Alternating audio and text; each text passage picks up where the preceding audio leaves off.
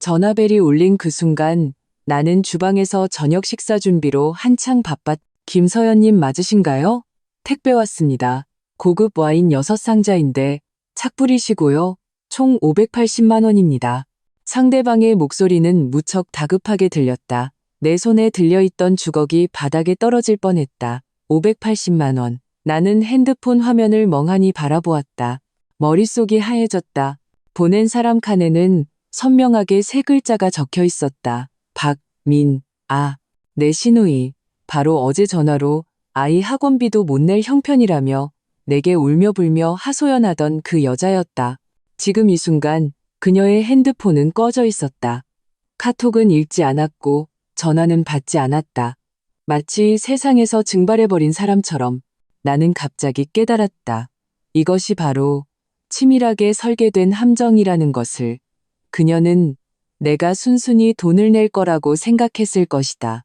소위 가족 간의 정과 체면 때문에 이 억울한 돈을 잠자코 삼킬 거라고 생각했을 것이다. 하지만 그녀는 아마 한 가지 사실을 잊은 모양이다.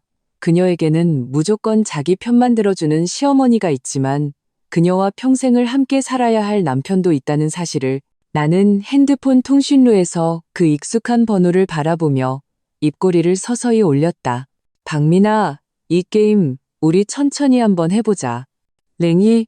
나는 주방에 서 있었다. 냄비 속 돼지갈비찜은 이미 먹음직스러운 갈색으로 졸아들고 있었고 달콤 짭짤한 냄새가 온 집안에 퍼져나갔다.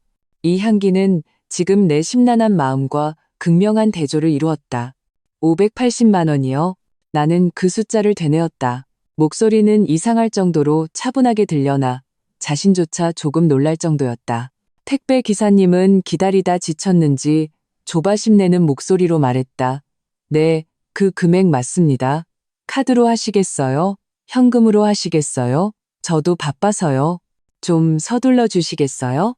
그의 말투에는 재촉하는 기색이 역력했다. 하루 종일 택배를 배달하느라 지칠 대로 지쳤을 것이다. 이런 고액의 착불 택배를 만나면 더욱 골치가 아플 테지. 내 머리는 빠르게 회전했다. 시누이 박민아, 내 남편 박민준의 여동생. 시어머니의 애지중지하는 딸. 어릴 때부터 우리에게서 이득을 취하는 일에 이골이 난 여자다. 작은 것들은 말할 것도 없고 큰 것들도 적지 않았다. 작년 추석 그녀는 한정판 명품 가방을 보고는 칼코젓이 400만 원이라고 했다. 다음 달 회사에서 보너스가 나온다며 나에게 먼저 내달라고 했다. 결과는 그 돈은 지금까지 한 푼도 갚지 않았고 꺼내기만 해도 안색이 변하며 내가 속 좁게 군다고 몰아세웠다. 내 남편 박민주는 사람이 너무 좋다. 늘 동생이 아직 어리니 더 챙겨줘야 한다고 생각했다. 나도 그냥 한쪽 눈을 감고 넘어가 줬다. 어차피 매일 보는 사이도 아니고 이런 시시콜콜한 일로 집안을 시끄럽게 만들기는 싫었다. 하지만 그녀가 이렇게까지 대담한 수를 쓸 줄은 정말 몰랐다. 바로 어제 그녀는 내게 전화를 걸어 펑펑 울었다. 남편 회사 사정이 안 좋고 자기 월급은 적은데 아이 보습 학원비를 내야 해서 다음 달 아파트 대출금도 갚기 힘들다고 했다. 전화기 너머로 새언니인 내가 좀 성의 표시를 해야 하지 않겠냐는 뉘앙스를 풍겼다. 그때 나는 속이 불편했지만 화를 꾹 참고 50만 원을 보내주겠다고 했다. 그러자 그녀는 전화기 저편에서 한참 동안 침묵하더니 나지막이 한마디를 던졌다. 형수님, 50만 원으로 뭘 하겠어요? 괜찮아요. 알았어요. 그리고는 전화를 끊어버렸다. 나는 그때 내가 너무 짠돌이처럼 굴었나 생각했다. 지금 와서 생각해보니 그녀의 알았어요. 는 이해한다는 뜻이 아니라 더 큰 계략을 꾸미고 있다는 뜻이었다. 정말 대단한 고육지계와 도덕적 납치의 콜라보였다. 먼저 울고불고하며 불쌍한 척해서 내게 죄책감을 심어준 다음 곧바로 600만 원에 가까운 와인을 보내왔다. 내가 체면 때문에 차마 거절하지 못하고 이 분통을 사귈 수밖에 없을 거라고 계산한 것이다. 이 돈을 일단 내고 나면 그녀는 당당하게 갚지 않을 것이고 심지어 형수님, 저 도와주고 싶다면서요? 이 와인값은 형수님이 협찬해 준 걸로 할게요. 라며 생색까지 낼 것이다. 나는 깊은 숨을 들이마셨다. 주방의 음식 냄새가 코를 찔러 기침이 나왔다. 하지만 화를 내서는 안 된다. 적어도 지금은 박미나 같은 사람을 상대할 때 분노는 가장 쓸모없는 감정이다. 그건 단지 내가 그녀의 소나기에 놀아나고 있다는 것을 보여줄 뿐이고 그녀를 더 기고만장하게 만들 뿐이다. 기사님, 정말 죄송합니다. 나는 목소리를 가다듬고 다시 온화한 톤으로 말했다. 이 택배 제가 주문한 게 아니에요. 보내신 분이 주소를 헷갈렸나 봐요. 택배 기사님은 짜증이 역력했다. 그럴 리가요? 받는 분 정보가 다 정확한데요. 김서연님 맞으시잖아요. 그의 말투에는 의심이 가득했다. 대개 가족분들, 저 가지고 장난치는 거 아니죠? 오해하셨어요. 나는 가볍게 웃으며 어쩔 수 없다는 듯 말했다. 보낸 사람이 제 시누이인데 아마 남편에게 서프라이즈 선물을 하려다가 소통에 착오가 생겨서 저희 집으로 보냈나 봐요.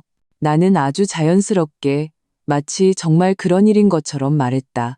그분은 지금 지방 출장 중이라 핸드폰도 꺼져 있어요. 아마 비행기 안에 있나 봐요. 나는 되는 대로 거짓말을 지어냈지만 말투는 더없이 진지했다. 택배기사님은 잠시 침묵했다. 그럼 저는 어떡하죠?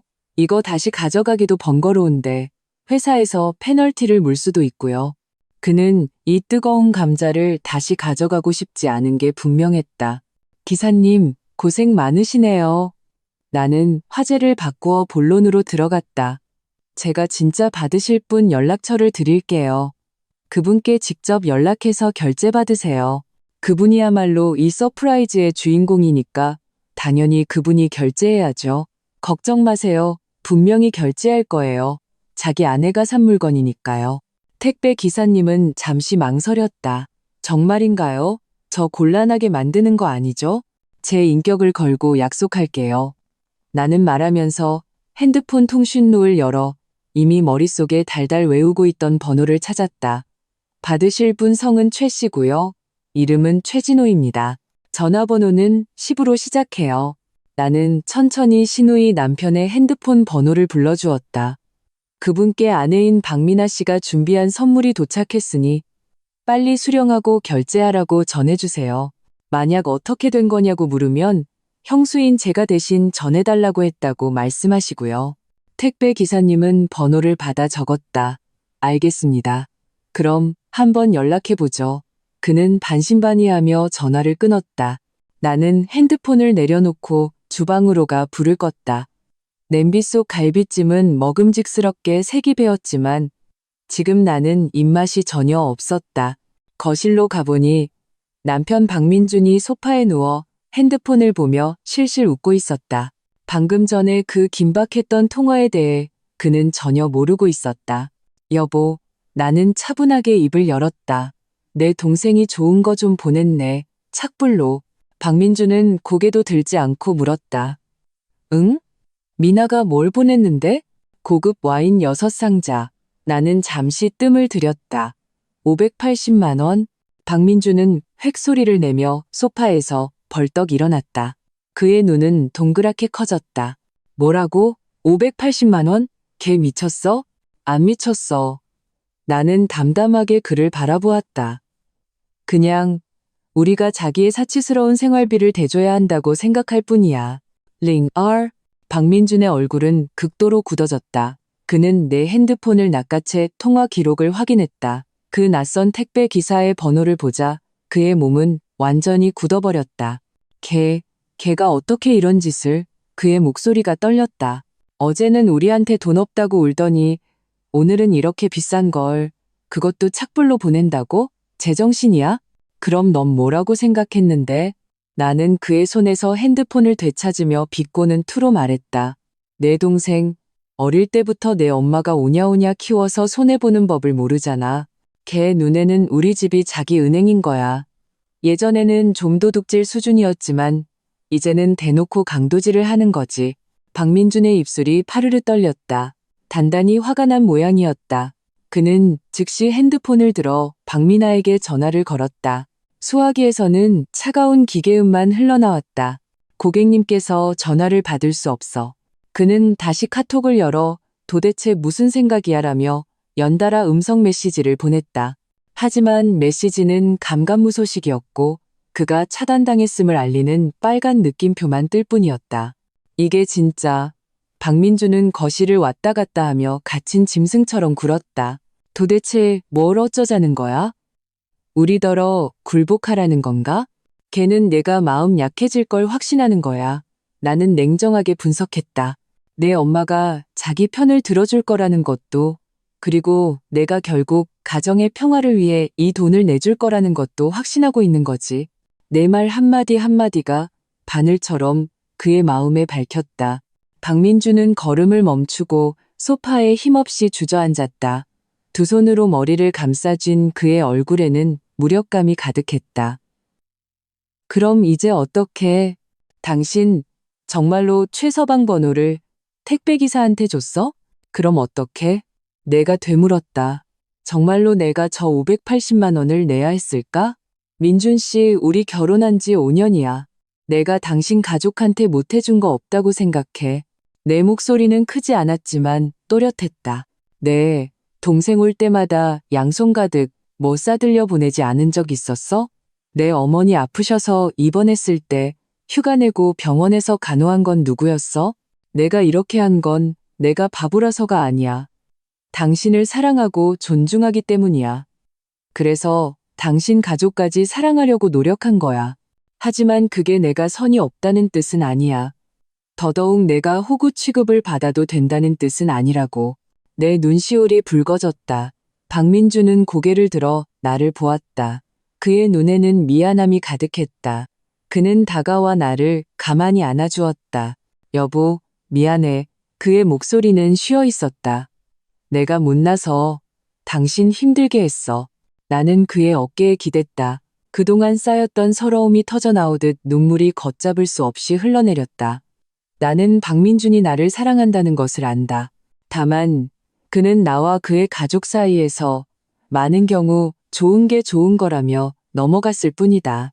하지만 오늘 이 일은 내 마지막 선을 건드렸고 그 역시 자기 동생의 본 모습을 똑똑히 보게 만들었다. 지금은 미안하다고 할 때가 아니야. 나는 그의 품에서 벗어나 눈물을 닦았다. 앞으로 어떻게 대처할지 생각해야 해. 박민아는 전화를 안 받겠지만 최서방은 분명히 받을 거야. 택배기사가 그 사람한테 연락하면 진짜 쇼는 그때부터 시작이지. 말이 끝나기 무섭게 박민준의 핸드폰이 미친 듯이 울리기 시작했다. 발신자 매제 최진호. 박민준은 나를 한번 쳐다봤다. 그의 눈빛에는 망설임이 서려 있었다. 받아. 나는 스피커폰으로 켜라고 눈짓했다. 나도 한번 들어봐야겠어. 뭐라고 하는지. 박민준은 심호흡을 하고 통화 버튼과 스피커폰 버튼을 눌렀다. 형님, 이게 무슨 상황이에요? 최진호의 목소리가 거실에 울려 퍼졌다. 분노와 당혹감이 가득했다. 방금 어떤 택배 기사한테 전화가 왔는데 미나가 저한테 와인 6상자를 샀다면서 580만 원을 내라고 하더라고요. 그것도 형수님이 자기한테 연락하라고 했다면서요. 이게 다 무슨 뜻입니까? 두 분이 짜고 저한테 사기치는 거예요? 그의 말투에는 배신감에 찬 분노가 서려 있었다. 마치 우리가 이 모든 일의 원흉인 것처럼. 박민준도 화가 치밀어 올랐다. 너 지금 나한테 소리 지르는 거야? 그는 전화기에 대고 소리쳤다. 그 와인 내 마누라가 산 거야? 걔한테 안 물어보고 왜 우리한테 따지는데? 박민아 어딨어? 전화 좀 바꿔봐. 최진호의 목소리는 더욱 거칠어졌다. 제가 걔가 어딨는지 알면 이러겠어요? 오후부터 연락이 안 돼요. 전화는 꺼져 있고 카톡도 안 보고 저는 무슨 일이라도 난 줄 알았다고요. 그런데 저 몰래 이런 엄청난 일을 저질러 놓고 뒷수습은 형님네한테 떠넘겨요? 형님, 이 일 저한테 설명 좀 해주셔야겠어요. 우리가 무슨 설명을 해? 내가 차갑게 끼어들었다. 최서방, 똑똑히 들어요. 당신 아내 박민아가 우리한테 돈 없다고 울고불고 한 다음에 뒤돌아서서 와인 6상자를 사서 그것도 착불로 우리 집에 보낸 거예요. 걔가 왜 그랬는지는 나보다 당신이 더 잘 알겠죠. 이제 택배기사가 찾아왔는데 내가 아무 이유 없이 당신들 부부 대신 덤터기를 쓸 수는 없는 거잖아요? 내가 택배 기사한테 진짜 주인인 당신한테 연락하라고 한 게 문제 있나요? 내 말은 논리정연했고 최진호가 반박할 모든 여지를 막아버렸다. 전화기 저편은 침묵에 잠겼다. 한참 후에야 최진호의 목소리가 다시 들려왔다. 하지만 이번에는 그의 말투에 피로와 무력감이 가득했다. 형수님, 알겠습니다. 이 일 확실히 미나가 잘못했네요. 제가 처리하겠습니다. 그 와인 절대 받지도 말고 결제도 하지 마세요. 제가 어떻게든 걔한테 연락해 볼게요. 네, 기다리죠. 나는 담담하게 말하고 박민준에게 전화를 끊으라는 신호를 보냈다. 거실에는 다시 정적이 흘렀다. 박민준은 복잡한 눈빛으로 나를 바라보았다. 감탄과 두려움, 그리고 약간의 걱정이 섞인 눈빛이었다. 여보, 당신 이렇게 나가면 걔네랑 완전히 등 돌리는 거야. 어머니 쪽은.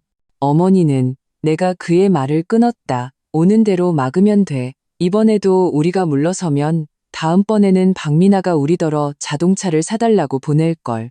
민준 씨, 이건 단순히 사이가 틀어지느냐 마느냐의 문제가 아니야. 이건 규칙을 세우는 문제라고. 우리 작은 가정에도 우리만의 선이 있어야 해.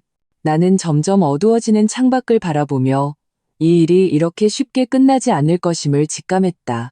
박미나의 뒤에는 무조건 그녀를 감싸고 도는 시어머니가 버티고 있었다. 폭풍우는 이제 막 시작되었을 뿐이다. 링산, 최진호와의 통화가 끝난 후 거실의 분위기는 숨막힐 듯 무거웠다. 박민주는 소파에 앉아 시어머니의 반응을 걱정하는 듯 연신나와 핸드폰을 번갈아 쳐다봤다. 나는 아무 일 없다는 듯 주방으로 돌아가 저녁 준비를 계속했다. 이럴 때일수록 평정심을 유지해야 한다. 스스로 허둥지둥하면 상대방에게 빈틈을 보일 뿐이다. 저녁 식사가 차려졌다. 반찬 4가지에 국 하나. 모두 박민준이 평소에 좋아하는 음식들이었다. 하지만 그는 모래를 씹는 듯 맛을 느끼지 못했다. 밥그릇에 밥만 뒤적거렸다. 여보, 최서방은 이 일을 어떻게 처리할까? 그가 마침내 참지 못하고 입을 열었다. 어떻게 하긴? 나는 그에게 갈비찜 한 조각을 덜어주었다. 결과는 둘 중 하나겠지? 첫째, 그가 강하게 나가서 절대 돈 못 낸다고 하고 택배를 반송시킨 다음 집에 가서 박미나랑 대판 싸우거나, 둘째, 그가 이를 악물고 돈을 내거나 다른 사람에게 빌려서 낸 다음 집에 가서 박미나랑 정산하거나. 하지만 어떤 결과든 그 책임은 그들 부부가 스스로 져야 해.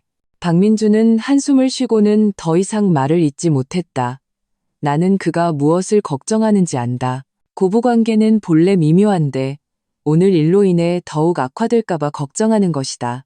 역시나 밥이 채 끝나기도 전에 우리를 불안하게 했던 그 전화가 걸려왔다. 발신자, 어머니. 박민준의 몸이 순간 굳어졌다. 그는 본능적으로 나를 쳐다보았다. 눈에는 도움을 청하는 기색이 역력했다. 나는 그에게 고개를 끄덕이며 스피커폰으로 받으라고 신호했다. 피할 수 없다면 당당하게 맞서야 한다. 네, 어머니. 박민준의 목소리가 약간 떨렸다. 민준아, 너 이제 아주간이 배 밖으로 나왔구나. 전화가 연결되자마자 시어머니의 날카로운 목소리가 머리를 때렸다. 날개가 돋았어? 내 친동생을 감히 무시해? 그녀의 목소리는 너무나 커서 우리 귀가 아플 지경이었다. 어머니, 무슨 말씀이세요? 박민주는 아직 해명하려 했다. 제가 어떻게 미나를 무시해요? 아직도 발뺌할 테냐? 시어머니의 목소리는 한 톤 더 높아졌다. 미나가 나한테 전화해서 다 울면서 얘기했어. 너희한테 설 선물이라도 하라고 좋은 마음으로 와인 몇 상자를 보냈는데 너희는 고마워하기는커녕 최서방 번호를 택배 기사한테 줘서 걔더러 돈을 내게 했다며? 세상에 어떻게 이런 오빠랑 형수가 다 있니? 내 아내 바꿔. 김서연. 걔한테 직접 물어봐야겠다. 우리 박씨 집안이 걔한테 뭘 잘못했기에 내 딸을 이렇게 모욕하는지? 왔구나. 전형적인 적반하장. 박미나는 최진호에게서 벽에 부딪히자 즉시 자신의 가장 큰 뒷배인 시어머니를 소환한 것이다. 그것도 흑백을 전도하여 치밀하게 계획된 사기를 선의로 둔갑시켰다. 나는 박민준의 손에서 전화기를 건네받았다. 어머니, 저 서연이에요. 김서연, 이제야 전화를 받을 용기가 생겼나 보구나. 시어머니는 분풀이 대상을 찾았다는 듯 화력을 총동원했다. 내가 묻겠다. 미나가 내 남편 친동생 맞니 아니니? 걔가 너희한테 뭐 좀 보낸 게 그렇게 잘못이야? 돈 500만 원 좀 넘는 게 너희한테는 뭐 그리 큰 돈이라고? 너희 부부 한 달에 얼마를 버는데 고작 그 돈 때문에 최서방을 밖에서 망신시키고 네 동생을 집에서 울게 만들어? 네 마음은 돌로 만들어졌니? 연이은 질책이 쏟아졌다. 모든 문장이 도덕적 우위를 점하고 있었다. 만약 내 멘탈이 약했다면 그 자리에서 무너졌을 것이다. 하지만 나는 조용히 듣고만 있었다. 그녀가 모든 말을 쏟아낼 때까지 기다렸다가 차분하게 입을 열었다. 어머니, 그렇게 말씀하시느라 목마르시겠어요. 물이라도 한 잔 드시고 하세요. 전화기 저편이 순간 조용해졌다. 나는 시어머니가 지금 얼마나 황당한 표정을 짓고 있을지 상상할 수 있었다. 그녀는 나를 욕할 100가지 말을 준비했지만 내가 이런 반응을 보일 줄은 꿈에도 몰랐을 것이다. 너 지금 그게 무슨 태도야? 시어머니는 분을 이기지 못하고 소리쳤다. 어머니, 저는 그냥 어머님께 사실을 분명히 말씀드리고 싶을 뿐이에요. 내 말투는 여전히 평온했다. 첫째, 미나는 어제 저희에게 전화해서 아이 학원비도 없고 대출금도 못 갚는다고 했어요. 기본적인 생활조차 유지하기 힘든 사람이 하루 만에 600만 원 가까운 와인을 산다는 게 어머님 생각에는 논리적으로 맞나요? 둘째, 진심으로 주는 선물이라면 왜 착불로 보냈을까요? 왜 보내고 나서 바로 핸드폰을 끄고 연락 두절 상태가 됐을까요? 심지어 제 남편까지 차단했어요. 이건 선물이 아니라 강매예요. 셋째, 어머님은 500만 원 넘는 돈이 우리에게 아무것도 아니라고 하셨죠. 맞아요. 우리는 그 돈을 낼 수 있어요. 하지만 우리 돈도 하늘에서 떨어진 게 아니에요. 우리도 아파트 대출금 갚아야 하고 차 할부금도 내야 하고 미래의 아이를 위해 저축도 해야 해요. 저희는 시누이의 사치스러운 소비를 위해 돈을 낼 의무가 없어요. 그녀는 성인이고 자기 행동에 책임을 져야 해요. 제가 최서방 번호를 택배 기사에게 준 건 지극히 당연한 일이에요. 물건 주인은 돈을 내야죠. 제가 잘못했다고 생각하신다면 그럼 어떻게 하는 게 올바른 방법이었는지 말씀해 주세요. 내 말은 조리 있었고 시어머니의 모든 말을 막아버렸다. 그녀는 입을 열었지만 한마디도 하지 못했다. 결국 그녀는 가장 원시적인 방법인 떼를 쓰기 시작했다. 몰라. 나는 내 그 가짜는 논리 따위는 몰라. 내가 아는 건 내 딸이 서러워한다는 것뿐이야. 김서연, 내가 똑똑히 말해두는데 오늘 이 일 미나한테 제대로 사과하고 그 돈 안 보내주면 너 앞으로 우리 박씨 집안에 발들일 생각 마. 어머니, 지금 저 협박하시는 건가요? 내가 가볍게 웃으며 물었다. 그래, 협박이다. 어쩔래. 시어머니는 완전히 가면을 벗어던졌다. 네가 아직 나를 시어머니로 생각하고 민준이를 편하게 해주고 싶으면 당장 즉시 그 580만 원을 미나한테 보내. 그리고 사과도 해. 말을 마친 시어머니는 탁 소리를 내며 전화를 끊었다. 박민준의 얼굴은 잿빛이 되었다. 그는 나를 보며 입술을 달싹였다. 무슨 말을 하고 싶었지만 차마 입 밖으로 내지 못했다. 나는 핸드폰을 식탁에 내려놓고 그를 보며 한마디 한마디 또박또박 말했다. 민준 씨 전화 내용 다 들었지? 이제 당신 어머니가 나한테 선택하라고 하네? 막무가내 시어머니와 탐욕스러운 시누이를 선택할 건지 아니면 우리 이 가정을 선택할 건지 말해봐. 나 어떻게 해야 해? 링씨? 내 질문은 거대한 돌덩이처럼 박민준의 마음을 무겁게 짓눌렀다. 그는 멍하니 나를 바라보았다. 그의 눈빛에는 고통과 갈등이 가득했다. 한쪽에는 자신을 낳고 길러준 어머니와 피를 나눈 동생이 있고 다른 한쪽에는 평생을 함께할 아내가 있었다. 이 선택은 그에게 너무나 잔인했다. 거실의 공기는 마치 멈춘 듯했다. 벽에 걸린 시계의 똑딱 소리만이 울려 퍼졌다. 그 소리 하나하나가 그의 심장을 두드리는 것 같았다. 여보, 그가 마침내 입을 열었다. 목소리는 심하게 쉬어 있었다. 엄마는 원래 저런 성격이잖아. 말은 저렇게 해도 속은 안 그래. 너무 마음에 담아두지 마. 며칠 지나서 화 풀리면 내가 가서 잘 말씀드릴게. 그럼 이해하실 거야. 또 그 소리, 또 그런 미봉책 같은 태도. 내 마음이 점점 가라앉았다. 민준 씨, 정말 어머니가 이해하실 거라고 생각해? 나는 실망스러운 눈으로 그를 바라보았다. 우리 결혼하고 나서 당신 어머니가 언제 한 번이라도 이치에 맞게 행동하신 적 있어? 그분 눈에는 박미나가 하는 건 뭐든 옳고 우리가 하는 건 뭐든 틀렸어. 예전에 사소한 일들은 내가 참았어. 당신이 중간에서 힘들 거 아니까. 하지만 오늘 일은 더 이상 사소한 일이 아니야. 이건 한 가정의 원칙과 마지노선에 관한 문제라고. 나는 자리에서 일어나 식탁을 치우기 시작했다. 그에게 등을 돌린 채 얼음처럼 차가운 목소리로 말했다. 만약 당신이 당신 어머니와 동생의 체면을 지키는 게 우리 가정의 평화보다 더 중요하다고 생각한다면 좋아. 그렇게 해줄게. 그 580만 원 내가 낼게. 그뿐만이 아니야. 앞으로 박미나의 모든 지출은 내가 다 책임질게. 당신과 당신 어머니만 기쁘다면 그걸로 됐어. 어때? 서연아, 그런 말 하지 마. 박민준이 벌떡 일어나 내 뒤에서 나를 끌어안았다. 그의 팔은 나를 놓칠세라 단단히 조여왔다. 화나서 하는 말 아니야.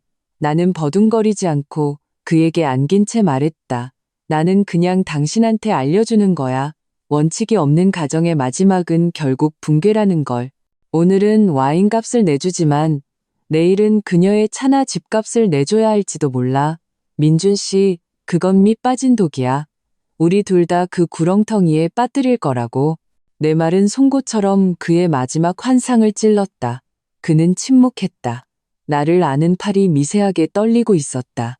그가 이 이치를 모르는 것이 아니라는 것을 안다. 다만 가족이라는 족쇄가 그를 벗어나지 못하게 할 뿐이다. 그럼 우리 어떻게 해야 해? 그의 목소리에는 절망적인 떨림이 섞여 있었다. 마치 물에 빠진 사람이 마지막 지푸라기라도 잡으려는 듯. 그 말을 듣고 나는 그의 마음의 저울이 내 쪽으로 기울기 시작했다는 것을 알았다. 나는 몸을 돌려 그의 눈을 똑바로 쳐다보며 진지하게 말했다. 간단해. 첫째, 우리는 돈을 한 푼도 내지 않을 거야. 둘째, 사과. 우리가 뭘 잘못했는데 사과를 해? 셋째, 그리고 가장 중요한 것. 박미나와 어머님께 우리가 독립된 가정이며 우리만의 삶과 원칙이 있다는 걸 똑똑히 알려줘야 해. 우리가 그들의 마음대로 주무를 수 있는 ATM기가 아니라는 걸. 이 악역은 누군가 해야 해. 당신이 하기 어렵다면 내가 할게. 박민주는 나의 단호한 눈빛을 보며 길게 한숨을 내쉬었다. 마치 어떤 결심을 한 듯했다. 그는 내 손을 잡고 힘주어 고개를 끄덕였다. 알았어, 여보. 당신 말 들을게. 이번에는 내가 당신 편에 설게. 이 가정, 우리 함께 지키자. 그의 약속을 받고 나서야 내 마음속 돌덩이의 절반이 내려앉았다. 앞으로의 길이 험난할 것을 안다. 하지만 우리 부부가 한마음이라면 넘지 못할 산은 없다. 그러나 우리는 시어머니와 박미나의 전투력을 너무 과소평가하고 있었다. 다음 날 아침 박민준이 아직 자고 있을 때 내 핸드폰에는 수십 개의 안 읽은 메시지가 와 있었다. 열어보니 전부 각종 친척들이 모인 단톡방에서 온 것들이었다. 큰 고모, 작은 이모. 평소 명절에도 연락 한 번 없던 사람들이 오늘따라 약속이라도 한 듯 단톡방에서 나를 향해 맹공격을 퍼붓고 있었다. 서연아, 네 시어머니한테 다 들었다. 어떻게 미나한테 그럴 수가 있니? 걔 아직 애잖아. 맞아, 서연아. 형수가 좀 너그러워야지. 고작 돈 500만 원 좀 넘는 거 가지고 이렇게까지 할 일이야? 듣자 하니 미나가 충격으로 쓰러졌다던데. 최 서방도 밖에서 돈 빌리러 다니고 있대. 너무 불쌍하잖아. 서연아, 사람 너무 매정하게 굴지 마라.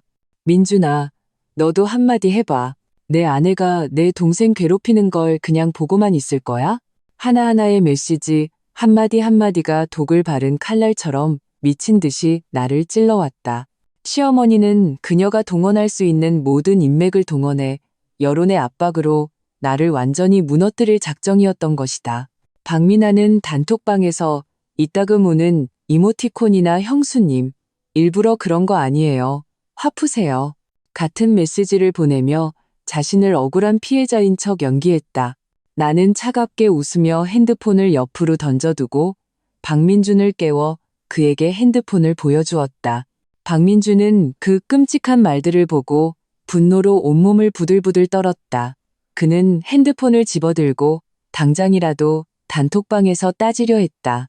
내가 그의 손을 막았다. 흥분하지 마. 나는 고개를 저었다.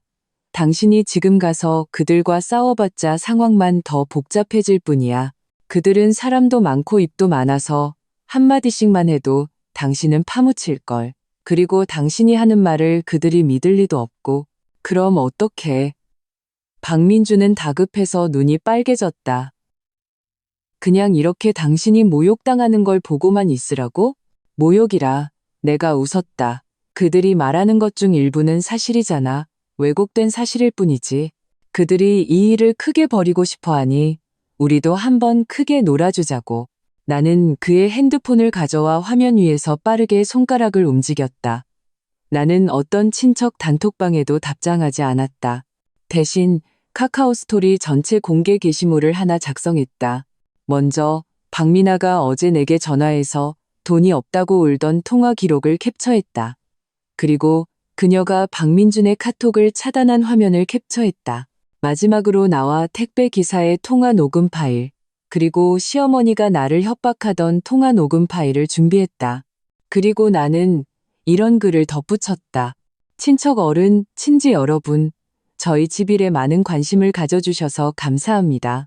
본래 집안의 부끄러운 이름밖에 알리는 것이 아니지만 지금 제 정상적인 생활에 심각한 영향을 미치고 있어 부득이하게 사실을 밝힙니다. 사건은 간단합니다. 시누이 박미나는 돈이 없다는 이유로 제게 하소연했고 제가 50만 원을 도와주겠다고 하자 적다며 거절했습니다. 그리고는 바로 다음 날 600만 원에 가까운 와인을 착불로 저희 집에 보낸 후 연락을 두절했습니다.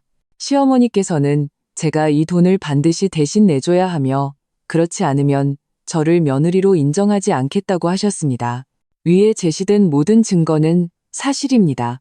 저는 그저 한마디 하고 싶습니다. 아내로서 저는 부끄러움이 없습니다. 형수로서 저는 할 만큼 했습니다. 하지만 저는 그 이전의 저 자신입니다.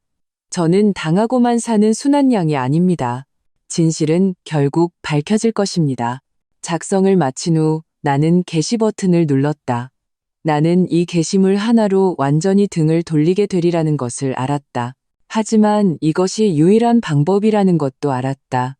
수동적으로 당하기보다는 능동적으로 나서서 모든 진실을 대중에게 공개하는 것. 이제 좋은 구경거리를 기다릴 차례였다. 랭후. 내 카카오 스토리 게시물은 마치 깊은 물속에 던져진 폭탄처럼 순식간에 친척들 사이에서 큰 파장을 일으켰다. 10분도 채 되지 않아 나와 박민준의 핸드폰은 미친 듯이 울리기 시작했다.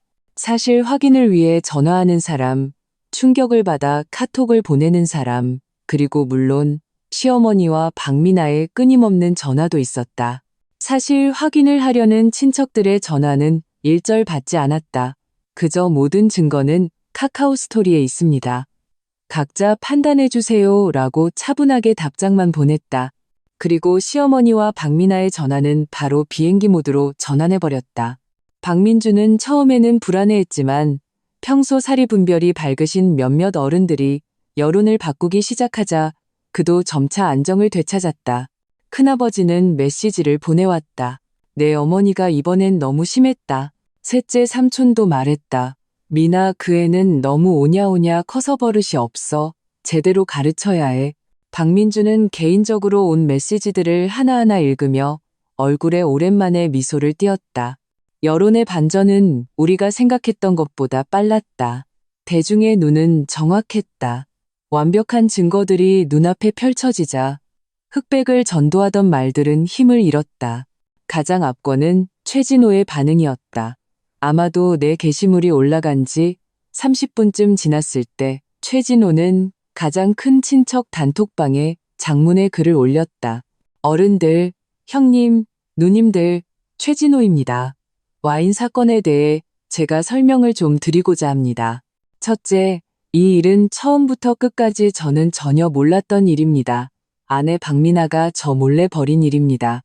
둘째, 형님과 형수님은 아무 잘못이 없습니다.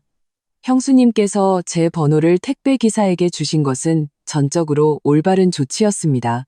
셋째, 저는 이미 박미나를 엄하게 꾸짖었고 형님과 형수님께 사과드렸습니다. 이 580만 원의 와인값은 제가 알아서 해결하겠습니다. 더 이상 여러분께 심려를 끼치지 않겠습니다. 집안에 불미스러운 일이 생겨 송구스럽습니다. 최진호의 이 글은 박미나와 시어머니에게 가장 치명적인 일격이 되었다. 그는 자신을 깨끗하게 빼냈을 뿐만 아니라 명확하게 우리 편에 서서 박미나의 죄를 확실히 못 박았다. 나는 박미나가 이 글을 봤을 때 어떤 표정이었을지 거의 상상할 수 있었다. 그녀의 가장 큰 버팀목이었던 시어머니의 여론전은 나에 의해 와해되었고 그녀의 마지막 퇴로였던 남편에게 떠넘기기는 그녀의 남편 손에 의해 직접 막혀버렸다. 이번 판은 우리가 깔끔하게 이겼다. 이후 이틀 동안 세상은 조용했다. 시어머니와 박미나는 더 이상 전화를 걸어오지 않았다. 친척 단톡방도 예전의 평온을 되찾았다. 마치 그 소동이 전혀 없었던 것처럼. 박민준의 기분도 좋아졌다. 우리 둘은 아무 일 없었다는 듯 평소처럼 출퇴근하고 밥을 먹고 영화를 보며 우리 둘만의 작은 일상을 즐겼다. 나는 이 일이 이렇게 끝날 것이라고 생각했다. 하지만 한 어머니가 딸을 위해 나설 결심이 얼마나 무서운지 나는 너무 얕보고 있었다. 금요일 오후 내가 회사에서 기획안을 작성하고 있을 때 박민준에게서 갑자기 전화가 왔다. 그의 목소리에는 억누를 수 없는 분노와 초조함이 묻어 있었다. 여보, 큰일 났어. 엄마가 방금 나한테 전화했는데 다음 주 주말에 있을 아버지 환갑잔치에 우리 오지 말래? 내 심장이 쿵하고 내려앉았다. 아버님의 환갑잔치는 오래전부터 정해진 큰 행사였다. 모든 친척과 친구들이 모이는 자리다. 시어머니가 이 시점에서 문제를 일으킨 것은 그 의도가 지극히 악랄했다. 뭐라고 하셨는데? 나는 억지로 냉정을 유지했다. 내가 낳은 아들인데 이제 헛 키웠다고. 박민준의 목소리가 떨렸다. 아내였더니 엄마는 잊어버리고 남 때문에 친동생까지 괴롭힌다고. 우리가 자기를 무시했으니 자기도 우리 체면 봐줄 필요 없다고 하셨어. 그는 잠시 말을 멈췄다가 더욱 고통스러운 목소리로 이었다. 그리고 그 와인 6상자 당신이 직접 돈 내서 샀다고 하셨어. 아버지 환갑 선물로 미리 산 셈 치겠다고. 하지만 이 잔치에는 우리가 오면 안 된대. 모든 친척들에게 우리 부부가 얼마나 불효막심하고 얼마나 인색한지 심지어 어른 선물 살 돈까지 아까워하는지 똑똑히 보여주겠다고 하셨어. 나는 핸드폰을 쥔 손가락 마디가 하얗게 질렸다. 정말 대단한 미봉책이자 사람을 죽이는 심리전이었다. 시어머니의 이수는 정말로 악랄했다. 그녀가 직접 와인을 사버리면 그녀는 도덕적 우위를 점하게 된다. 떼쓰는 어머니에서 자식의 뒤처리를 해주는 위대한 어른으로 탈바꿈하는 것이다. 그리고는 불효라는 명목으로 우리를 잔치에서 쫓아낸다. 이렇게 되면 내막을 모르는 모든 친척들 눈에는 우리가 인색해서 아버지 선물 살 돈도 안 내다가 결국 어머니의 분노를 사서 집에서 쫓겨난 것처럼 보이게 된다. 우리가 그동안 쌓아올린 모든 여론의 우위는 환갑잔치날 그녀에 의해 손쉽게 무너질 것이다. 그때가 되면 우리는 온 가족의 웃음거리가 되고 불효라는 낙인이 찍힌 채 영원히 고개를 들지 못할 것이다. 전화기 저편에서 박민주는 이미 울먹이고 있었다. 여보, 어떡해. 아버지 환갑잔치인데 우리가 어떻게 안 가? 이런 소문이 나면 우리 앞으로 어떻게 얼굴 들고 살아. 나는 깊은 숨을 들이마시며 머리를 빠르게 굴렸다. 분노, 억울함, 원통함. 모든 감정이 가슴속에서 들끓었지만 결국 억지로 억눌렀다. 지금은 감정적으로 대처할 때가 아니라는 것을 알았다. 시어머니는 이미 그녀의 마지막 카드를 꺼내 들었고 우리는 벼랑 끝으로 몰렸다. 물러서면 천길 낭떠러지로 떨어져 명예를 잃을 것이고 나아간다면 어떻게 나아가야 할까? 대담하고 모험적인 계획 하나가 내 머릿속에서 서서히 형태를 갖추기 시작했다. 민준 씨, 내 말 잘 들어. 내 목소리는 다시 평온하고 단호해졌다. 이번 판 우리는 질 수 없고 져서도 안 돼. 하지만 이기려면 우리는 그녀보다 더 독해져야 해. 당신, 어떻게 하려고? 박민준의 목소리에는 불안감이 섞여 있었다. 나는 창밖의 하늘을 바라보며 입가에 차가운 미소를 지었다. 어머니가 환갑잔치에서 한바탕 쇼를 하고 싶어 하시니 우리도 그 장단에 맞춰주자고. 다만 이번 주인공은 어머니가 아니라 우리야. 링레오. 내 계획은 간단했지만 정확한 타이밍과 완벽한 실행이 필요했다. 시어머니가 환갑잔치에서 우리에게 망신을 주려 한다면 나는 환갑잔치에서 모든 사람에게 진실을 보여줄 것이다. 이후 며칠 동안 나는 준비에 착수했다. 첫째, 나는 평소 가깝게 지내던 몇몇 어른들께 연락하여 사건의 전말을 다시 한번 상세히 설명했다. 그리고 우리가 환갑잔치에 참석할 것이며 특별한 선물을 준비할 것이라고 말씀드렸다. 이 어른들은 집안에서 덕망이 높으신 분들이라 그분들의 태도가 다른 사람들의 여론에 큰 영향을 미칠 수 있었다. 역시나 그분들은 내 설명을 듣고는 지지를 표명했다. 서연아, 너희가 잘한 거야. 셋째, 삼촌 할아버지가 전화로 말씀하셨다. 미나 그 애는 정말 버릇없이 컸어. 너희가 규칙을 세울 때도 됐지. 우리 늙은이들은 다 알고 있으니 잔칫날 당당하게 오너라. 무슨 일 있으면 우리가 너희 편이 되어줄게. 어른들의 지지를 얻자 마음이 한결 놓였다. 둘째, 나는 환갑잔치 선물을 준비하기 시작했다. 값비싼 물건이 아니라 특별한 영상 자료였다. 나는 그동안의 모든 증거, 즉 통화 녹음, 카톡 캡처, 택배 송장 등을 하나의 완전한 영상으로 편집했다. 시간 순서와 간결한 자막 설명을 곁들여 사건의 전말을 한눈에 파악할 수 있도록 했다. 이 영상이 바로 우리가 환갑잔치에서 드릴 선물이었다. 만약 시어머니가 사람들 앞에서 우리에게 망신을 주려 한다면 나는 사람들 앞에서 그녀에게 진실을 돌려줄 것이다. 마지막으로 한 가지 일을 더했다. 나는 최진호에게 연락했다. 전화가 연결되자 그의 목소리는 무척 피곤하게 들렸다. 형수님, 무슨 일이세요? 최서방, 환갑잔치날 올 거죠? 내가 단도직입적으로 물었다. 전화기 저편은 잠시 침묵했다. 가야죠. 장모님이 꼭 오라고 전화하셨어요. 그는 쓴웃음을 지었다. 모든 사람들한테 형님네가 얼마나 불효자인지 보여줘야 한다면서요.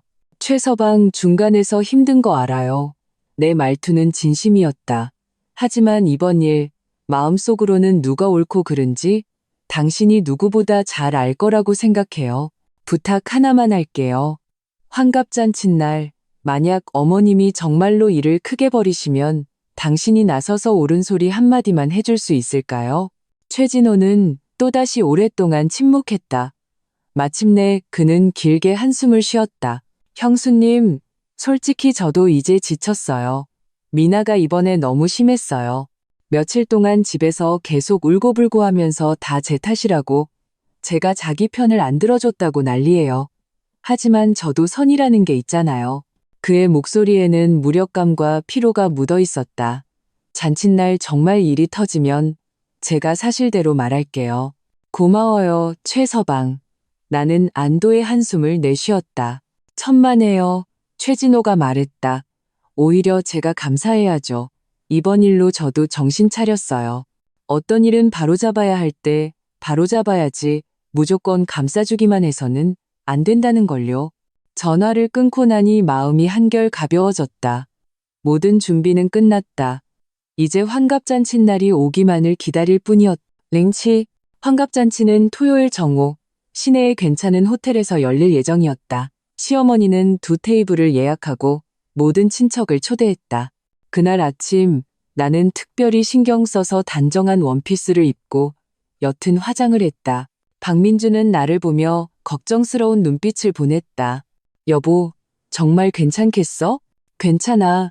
나는 그의 손을 잡았다. 오늘 우리는 당당하게 가는 거야. 무슨 일이 일어나든 우리는 부끄러울 게 없어. 박민주는 심호흡을 하고 힘주어 고개를 끄덕였다. 우리는 두 가지 선물을 준비했다. 하나는 아버님께 드릴 환갑 선물로 고급 닭이 세트였다. 우리가 정성껏 고른 것으로 거의 80만 원 가까이 들었다.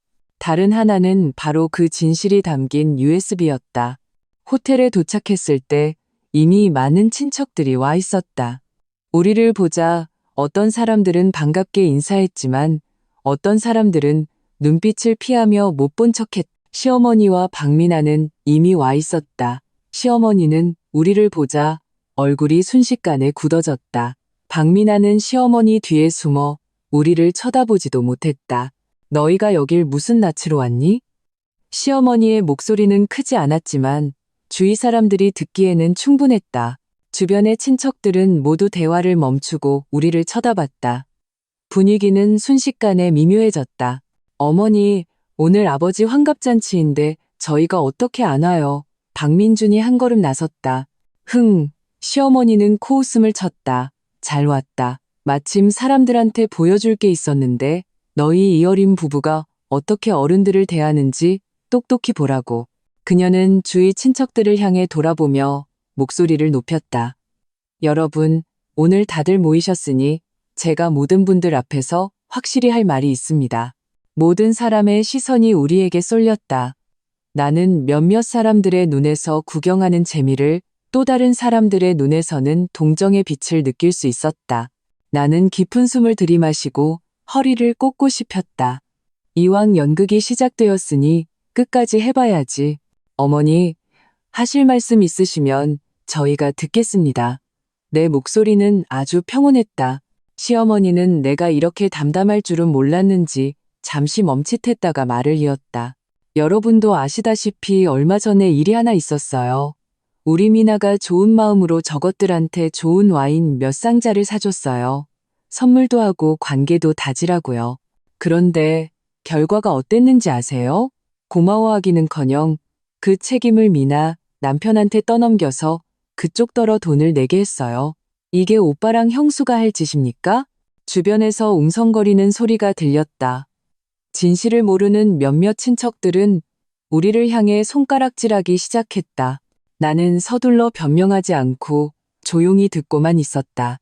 시어머니는 우리가 아무 말도 하지 않자 우리가 찔리는 게 있다고 생각했는지 더욱 신이 나서 말했다. 더 심한 건 그 애들이 집안 망신을 카카오 스토리에 올려서 온 동네 방네 다 알게 만들었다는 거예요. 이게 뭐 하자는 짓입니까? 우리 집안을 웃음거리로 만들겠다는 거잖아요. 제가 오늘 이 자리에서 확실히 말해두겠습니다.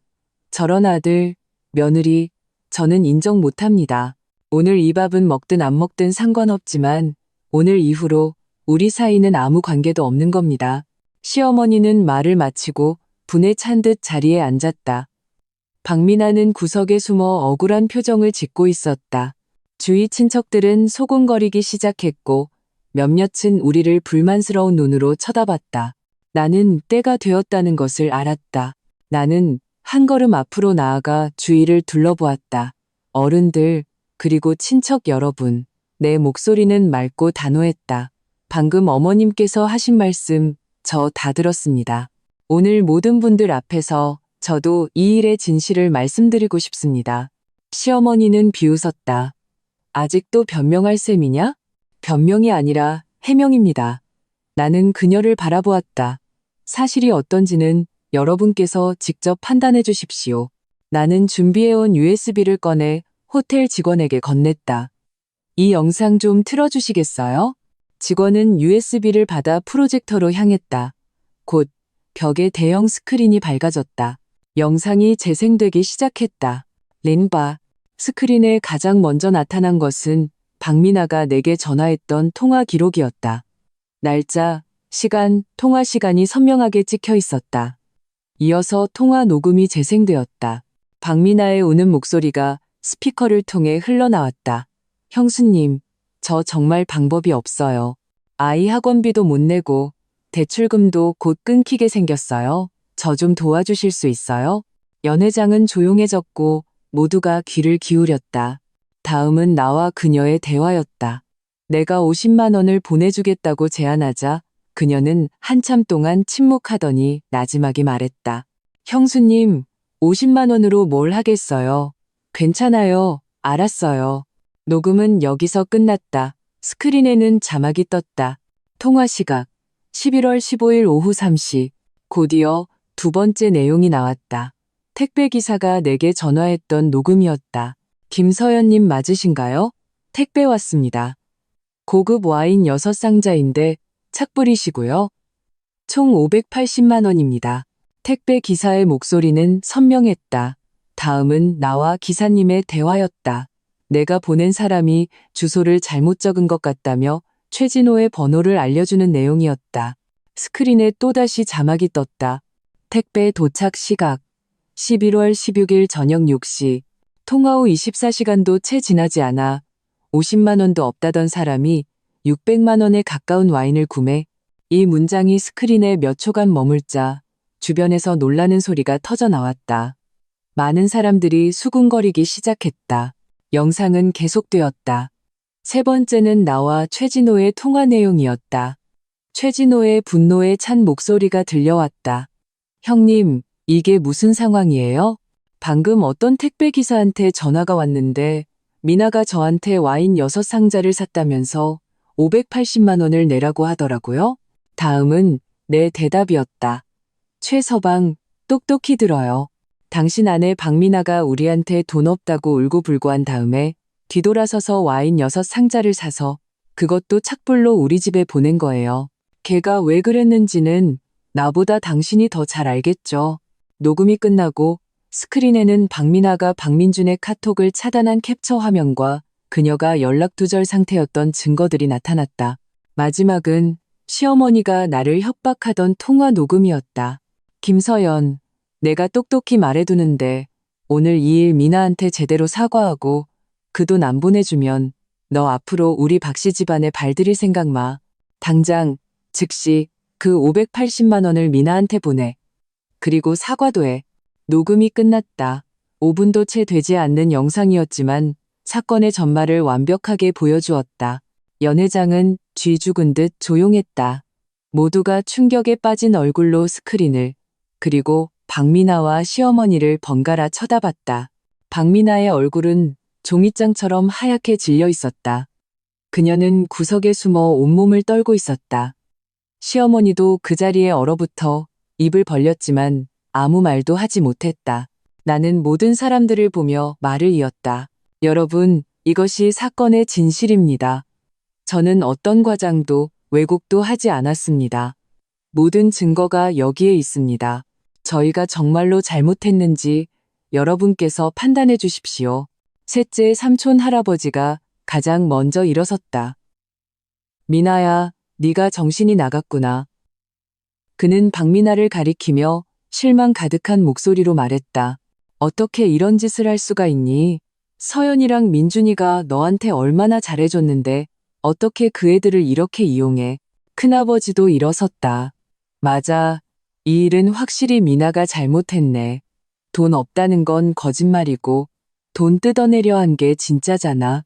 그것도 착불로. 이건 사람을 바보로 아는 거지. 다른 친척들도 紛紛 입을 열었다. 저 애는 정말 버릇없이 컸어. 나이가 몇인데 어떻게 저런 짓을. 서연이가 잘했네. 저런 건 규칙을 세워야 해. 여론의 방향은 순식간에 뒤바뀌었다. 방금 전까지 우리를 비난하던 사람들은 이제 입을 닫았고 몇몇은 우리에게 미안한 표정을 지어 보이기도 했다. 시어머니의 얼굴은 불그락푸르락했다.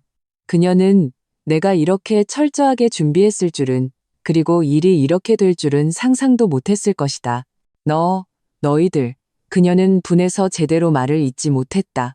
어머니, 나는 그녀 앞으로 다가가 평온하지만 한 글자 한 글자 힘주어 말했다. 저는 어머님을 존중합니다. 민준 씨의 어머니시니까요. 하지만 존중이 제가 다른 사람에게 당하고만 있어도 된다는 뜻은 아닙니다. 박미나는 잘못을 저질렀으면 인정해야 합니다. 어머님께서 딸을 감싸는 마음은 이해하지만 그렇다고 흑백을 전도해서는 안 됩니다. 오늘 모든 분들 앞에서 저는 한마디만 하겠습니다. 저희는 부끄러울 것이 없습니다.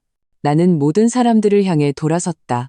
어른들, 그리고 친척 여러분, 오늘은 아버지의 환갑이십니다. 저와 민준이는 이 일로 여러분의 기분을 망치고 싶지 않습니다. 저희가 준비한 환갑 선물이 있습니다. 아버지, 받아주세요. 박민준이 앞으로 나아가 닭이 세트를 아버님께 드렸다. 아버님은 선물을 받으시며 눈시울이 붉어지셨다. 그는 우리를 보고 또 시어머니와 박미나를 보시더니 마지막에 한숨을 쉬셨다. 됐다. 다들 그만해라. 오늘은 내 생일이다. 가족끼리 싸우는 모습 보고 싶지 않다. 미나야, 네가 잘못했으면 인정하고 오빠랑 형수한테 사과해라. 박미나는 그 자리에 서서 눈물만 흘리고 있었다. 그녀는 아버님을 보고 또 시어머니를 보더니 마침내 천천히 우리 앞으로 걸어왔다. 오빠, 형수님, 죄송해요. 그녀의 목소리는 작았지만 조용한 연회장에서는 모두가 들을 수 있었다. 제가 잘못했어요. 제가 오빠랑 형수님을 속이면 안 됐는데, 이용하면 안 됐는데, 정말 죄송합니다. 그녀는 말을 마치고 깊이 고개를 숙였다. 나는 그녀를 보며 만감이 교차했다. 온 가족의 사랑을 받던 이 작은 공주가 오늘 드디어 그 오만한 고개를 숙였다. 미나야, 내가 입을 열었다. 내 사과 받아들일게. 하지만 이게 마지막이었으면 좋겠다. 앞으로는 각자 자기 인생 살자. 더 이상 우리를 방해하지 말아줘. 박미나는 고개를 끄덕이고 구석으로 물러났다. 시어머니는 의자에 앉아 마치 10년은 늙어버린 듯한 모습이었다. 그녀는 나를 보았다. 그 눈에는 분노와 원망 그리고 약간의 패배감이 섞여 있었다. 그래, 너희들 독하다. 그녀는 마지막으로 이 한마디를 내뱉고는 더 이상 말을 하지 않았다. 링지오, 환갑잔치는 계속되었지만 분위기는 완전히 달라졌다. 많은 어른들이 박민준의 어깨를 두드리며 잘했다고, 규칙을 세워야 한다고 말씀하셨다. 몇몇 아주머니들은 내 손을 잡으며 그동안 고생 많았다고, 서러웠겠다고 위로해 주셨다. 나는 웃으며 일일이 화답했지만 마음속으로는 안도의 한숨을 내쉬었다. 이 싸움에서 우리는 이겼다. 돈으로 이긴 것도, 말싸움으로 이긴 것도 아니었다. 진실로 이긴 것이었다. 식사 시간, 나는 최진호가 계속 고개를 숙이고 밥만 먹고 있는 것을 보았다. 박미나는 그 옆에 앉아 몸을 웅크리고 있었다. 두 사람 사이의 분위기는 어색하고 무거웠다. 나는 그들의 결혼 생활에도 전환점이 왔다는 것을 알 수 있었다. 이 사건은 단지 우리와 박미나 사이의 갈등이 아니라 그녀와 최진호 사이의 문제점까지 드러냈다. 자기 남편까지 속이고 이런 일을 저지르는 여자의 결혼 생활이 과연 행복할 수 있을까? 잔치가 끝나고 아버님께서 나와 박민준을 따로 부르셨다. 서연아, 민준아, 그의 목소리는 온화했다. 오늘 일 내가 다 봤다. 너희가 잘못한 거 없다. 우리 늙은이들이 미나를 너무 오냐오냐 키웠어. 그동안 너희가 고생 많았지. 나는 고개를 저었다. 아버님, 그런 말씀 마세요. 저희는 가족이잖아요. 어떤 일이든 터놓고 이야기하면 돼요. 아버님은 한숨을 쉬셨다. 가족이라 그는 이 두 글자를 되뇌었다. 하지만 서연이 내 말이 맞다. 존중은 서로 하는 거야. 네, 엄마랑 미나가 이번엔 정말 너무 심했어. 내가 잘 이야기해 볼게. 앞으로는 너희는 너희 인생 살고 왕래할 때 왕래하고 거리를 둬야 할 땐 거리를 둬. 그게 모두에게 좋을 것 같. 나는 아버님의 말씀 속에서 무력감과 서글픔을 느낄 수 있었다. 한 집안의 가장으로서 자신의 가정이 이렇게까지 되는 것을 보시는 마음이 편치 않으실 것이다. 하지만 어떤 일은 이미 돌이킬 수 없었다. 감사합니다, 아버님. 나는 진심으로 말했다. 저희가 아버님께 잘할게요. 아버님은 박민준의 어깨를 두드리셨다. 너는 좋은 아내를 얻었어. 잘해줘야 한다. 네, 아버님. 그럴게요. 박민준의 목소리가 약간 잠겨 있었다. 집으로 돌아오는 길, 박민준은 계속 내 손을 잡고 있었다. 여보, 오늘 정말 고생 많았어. 그가 말했다. 고생은 무슨? 나는 창밖을 보며 말했다. 할 말은 했고, 할 일은 했어. 이제 그들이 어떻게 선택하느냐에 달렸지. 만약 그들이 변하려 한다면 우리는 여전히 가족이야. 만약 그들이 계속 고집을 부린다면 나는 말을 잇지 않았지만 우리 둘 다 그 다음 말을 알고 있었다. 어떤 관계는 한번 깨지면 다시는 돌아갈 수 없다. 환갑잔치 후 일주일, 생활은 다시 평온을 되찾았다. 시어머니는 더 이상 우리에게 욕설 전화를 하지 않았고 박민아도 돈을 요구하지 않았다. 마치 그 소동이 전혀 없었던 것처럼. 하지만 나는 어떤 것들이 조용히 변했다는 것을 알았다. 수요일 저녁, 나는 최진호에게서 전화를 받았다. 형수님, 잠깐 만나서 얘기 좀 할 수 있을까요? 그의 목소리는 무척 피곤하게 들렸다. 나는 집 근처 카페에서 그를 만나기로 했다. 그를 만났을 때 나는 깜짝 놀랐다.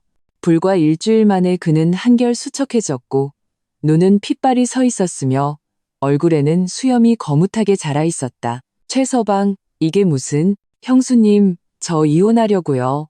그가 단도직입적으로 말했다. 나는 멍해졌다. 그들의 결혼에 문제가 생길 것이라고 짐작은 했지만 이렇게 빠를 줄은 몰랐다. 무슨 일 있었어요? 내가 물었다. 최진호는 쓴웃음을 지었다. 잔치 후에 미나랑 단판을 지었어요. 이번 일은 용서할 수 있지만 앞으로는 절대 이런 일이 없어야 한다고, 변해야 한다고 했죠. 그랬더니 걔가 뭐라고 했는지 아세요? 그는 잠시 말을 멈췄다. 다 형님네가 자기를 이렇게 만들었다는 거예요. 만약 형님네가 돈을 줬으면 자기가 이런 방법을 생각하지도 않았을 거라고. 자기가 한 모든 행동이 다 이 가정을 위해서, 아이들을 위해서였다고요. 그런데 형수님, 우리 집이 정말 그렇게 돈이 없나요? 최진호의 눈이 붉어졌다. 제 월급이 많지는 않지만 먹고 살만은 해요. 걔는 꼭 그런 명품을 사야 하고 남들과 비교해야 직성이 풀려요. 제가 몇 번이나 말했는데 듣지를 않아요. 이번 일로 저는 확실히 알았어요. 걔는 자기가 뭘 잘못했는지 전혀 깨닫지 못하고 있어요. 그냥 운이 나빠서 걸렸다고 생각할 뿐이에요. 나는 침묵했다. 이것이 바로 박민아였다. 어릴 때부터 오냐오냐 자란 아이는 영원히 자신이 잘못했다고 생각하지 않는다. 잘못은 늘 다른 사람에게 있다. 최서방, 이혼은 큰일이에요. 아이들도 둘이나 있잖아요. 정말 잘 생각한 거예요? 내가 조언했다. 네, 최진호는 단호했다. 아이들을 저런 환경에서 키우느니 차라리 조용한 환경을 만들어주는 게 나아요. 그리고 형수님, 제가 알아낸 게 있어요. 그동안 미나가 저 몰래 빚을 많이 졌더라고요.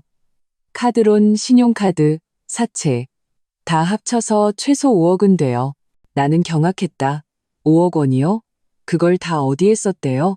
가방 사고, 옷 사고, 피부 관리 받고, 여행 다니고. 최진호는 하나하나 읊었다. 자기는 공무원이라 체면이 중요하다고, 남들한테 꿀리면 안 된다고 했어요. 하지만 체면이 밥 먹여주나요? 이 빚들은 다 제가 갚아야 해요. 갚을 수는 있겠죠. 하지만 걔가 계속 저렇게 살게 둘 수는 없어요. 저와 아이들까지 끌고 함께 나락으로 떨어지게 할 수는 없다고요. 나는 그의 결정을 이해했다. 어떤 결혼은 정말로 끝에 다다른다. 억지로 유지하는 것은 더 큰 고통일 뿐이다. 그럼 미나 쪽은요? 동의 안 해요. 최진호가 말했다. 만약 제가 이혼하면 형님네 찾아가서 돈 달라고 할 거래요. 형님네가 자기한테 빚진 게 있다면서요. 나는 어이가 없었다. 이 지경에 이르러서도 박민아는 우리에게서 이득을 취할 생각만 하고 있었다. 정말 구제불능의 여자였다. 최서방, 걱정 말아요. 나는 그를 보며 말했다. 오라고 해요. 이번에는 우리가 물러서지 않을 거예요. 책임져야 할 사람은 책임져야죠. 최진호는 고마운 눈빛으로 나를 바라보았다. 형수님, 감사합니다. 그리고 현실을 직시하게 해주셔서 감사합니다. 이번 일이 아니었다면 저는 아마 계속 속고 살았을 거예요. 계속 그녀에게 끌려다니며 나락으로 떨어졌겠죠. 그는 자리에서 일어나 깊이 고개를 숙였다. 앞으로 저는 열심히 살고 아이들도 잘 키울 겁니다. 언젠가 모든 빚을 갚고 다시 시작할 수 있기를 바랍니다. 그의 뒷모습을 보며 나는 만감이 교차했다. 착불 택배 하나가 일으킨 소동이 결국 한 가정을 파탄으로 이끌었다. 그 대가는 너무나 컸다. 그로부터 보름 후 최진호는 정식으로 법원에 이혼 소송을 제기했다. 박미나는 동의하지 않았고 소송은 지지부진했다. 하지만 최진호의 태도는 단호했다. 그는 심지어 재산 분할을 포기하고서라도 이혼하겠다고 했다. 시어머니는 이 일로 박민준에게 몇 번이나 전화를 걸어 최진호의 마음을 돌려놓으라고 했다. 박민준은 매번 거절했다. 어머니, 그건 그들 부부의 일이에요. 우리가 끼어들어서는 안 돼요. 시어머니는 화를 내며 전화를 끊었고 그 이후로 우리에게 다시는 연락하지 않았다. 우리 생활은 다시 평온을 되찾았다. 박미나의 괴롭힘도 시어머니의 질책도 없이 우리는 마침내 조용히 우리만의 삶을 살 수 있게 되었다. 주말에 나와 박민주는 교회로 나들이를 갔다. 봄이 오자 온 세상이 푸릇푸릇했다. 따스한 햇살이 몸 위로 쏟아져 기분이 좋았다. 여보, 우리 앞으로 어떻게 될까? 박민준이 문득 물었다. 나는 잠시 생각했다. 좋아지겠지. 우리는 계속 열심히 일하고 열심히 살 거야. 때가 되면 아이도 낳고 아이에게 따뜻한 가정을, 정상적인 성장 환경을 만들어줄 거야. 너무 오냐오냐 키우지도 않고 너무 엄하게 하지도 않고 원칙과 선이 있는 사람으로 키울 거야. 박민주는 내 손을 꼭 잡았다. 응, 우리 꼭 그렇게 하자. 그런데 어머니, 아직도 화나? 나는 고개를 저었다. 화는 안 나. 그냥 좀 실망했을 뿐이야. 하지만 이해는 해. 그분은 어머니잖아. 자기 딸을 감싸는 건 당연하지. 다만 그 정도가 너무 지나쳐서 오히려 미나를 망친 거야. 만약 그분이 일찍부터 미나에게 규칙을 가르쳤다면 아마 일이 이렇게까지 되지는 않았을 텐데. 박민주는 한숨을 쉬었다. 다 운명이겠지. 아니, 운명이 아니야. 내가 그의 말을 바로잡았다. 선택이야. 모든 사람은 자신의 선택에 대한 대가를 치르는 거야.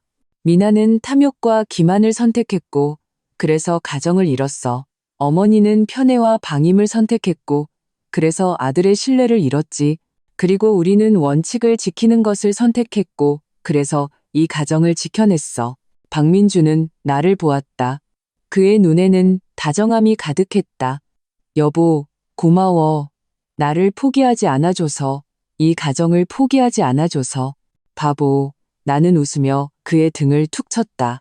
내가 왜 당신을 포기해? 우리는 부부잖아. 평생을 함께할 사람인데. 우리는 손을 잡고 계속 앞으로 걸어갔다. 우리 앞에 길은 햇살로 가득했다. 씨야. 3개월 후 나는 쇼핑몰에서 박미나를 마주쳤다. 그녀는 혼자 쇼핑카트를 밀고 있었고 카트 안에는 몇 가지 생필품과 아이들 물건이 담겨 있었다. 그녀는 많이 초췌해 보였다. 예전에 그 명품 옷들은 사라지고 평범한 티셔츠와 청바지 차림이었다. 얼굴에도 화려한 화장은 없었고 피곤해 보이는 민낯이었다. 그녀는 나를 보고 밍셴이 멈칫했다. 그리고는 본능적으로 피하려 했다. 미나야. 내가 그녀를 불렀다. 그녀는 걸음을 멈추고 고개를 숙인 채 나를 쳐다보지 못했다. 형수님. 그녀의 목소리는 아주 작았다. 잘 지내? 내 질문에 그녀의 눈시울이 순간 붉어졌다. 네, 그럭저럭요. 그녀는 애써 괜찮은 척 말했다. 이혼은 다 끝났어요. 그녀는 고개를 끄덕였다. 지난달에 확정됐어요. 아이들은 진호 씨가 키우고 저는 한 달에 2번 볼 수 있어요. 집이랑 차는 다 그 사람한테 줬고 저는 지금 월세방에 살아요. 그녀는 말하다가 눈물을 뚝뚝 흘렸다. 형수님, 저 미우시죠? 제가 잘못했어요. 제가 너무 욕심 많고 너무 허영심이 많았어요. 이제 벌 받는 거예요. 저는 모든 걸 잃었어요. 그녀는 서럽게 울었다. 나는 그녀를 보며 복잡한 감정이 들었다. 한때 나는 그녀를 미워했다. 그녀의 이기심을, 탐욕을, 우리를 이용한 것을 미워했다. 하지만 지금 그녀의 초라한 모습을 보니 더 이상 미운 감정이 들지 않았다. 미나야, 지난 일은 다 지난 거야. 내가 말했다. 인생은 길어. 한 번 넘어졌다고 영원히 못 일어나는 건 아니야. 너 아직 젊고 기회는 있어. 열심히 일하고 열심히 살면서 빚도 천천히 갚아나가. 정기적으로 아이들도 만나서 엄마로서의 책임을 다하고 그러면 너도 좋은 미래를 가질 수 있어. 박미나는 고개를 들어 믿을 수 없다는 듯 나를 쳐다봤다. 형수님, 저 안 미우세요? 미워했었지. 하지만 지금은 아니야. 나는 솔직하게 말했다. 누군가를 미워하는 건 너무 힘든 일이거든. 그리고 너는 이미 내 잘못에 대한 대가를 치렀잖아. 나는 네가 이번 일로 교훈을 얻어서 더 좋은 사람이 되기를 바라. 박미나는 더 크게 울었다. 형수님, 죄송해요. 정말 죄송해요. 저 앞으로 정말 잘 살게요. 나는 그녀의 어깨를 두드려 주었다. 힘내. 그리고는 몸을 돌려 떠났다. 쇼핑몰을 나올 때 하늘에서는 보슬비가 내리고 있었다. 봄비가 도시 전체를 씻어내고 있었다. 나는 우산을 펴고 집으로 향했다. 마음이 전례 없이 가벼웠다. 그 미움, 그 원망, 그 억울함이 모두 이 봄비와 함께 씻겨 내려간 듯했다. 인생이란 그런 것이다. 어떤 사람들은 그저 당신 인생에 스쳐 지나가는 손님일 뿐이다. 그들은 와서 당신에게 어떤 교훈을 가르쳐 주고는 떠나간다. 당신을 더 강하게 만들기 위해. 그리고 당신이 할 일은 계속 앞으로 나아가는 것이다. 당신의 햇살과 행복을 향해. 에필로그. 1년 후 나와 박민주는 새 집으로 이사했다.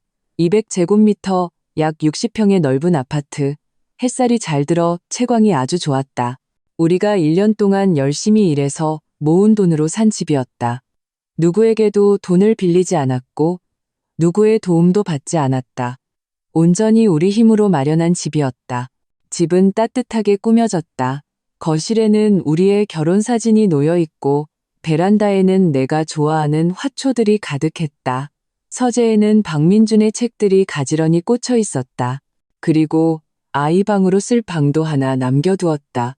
아직 아이는 없지만 우리는 벌써부터 기대하고 있었다. 이사하는 날 아버님께서 오셨다. 그는 가구와 가전제품 몇 가지를 가져오셨다. 이사 선물이라고 하셨다. 서연아, 민준아, 새집 좋구나.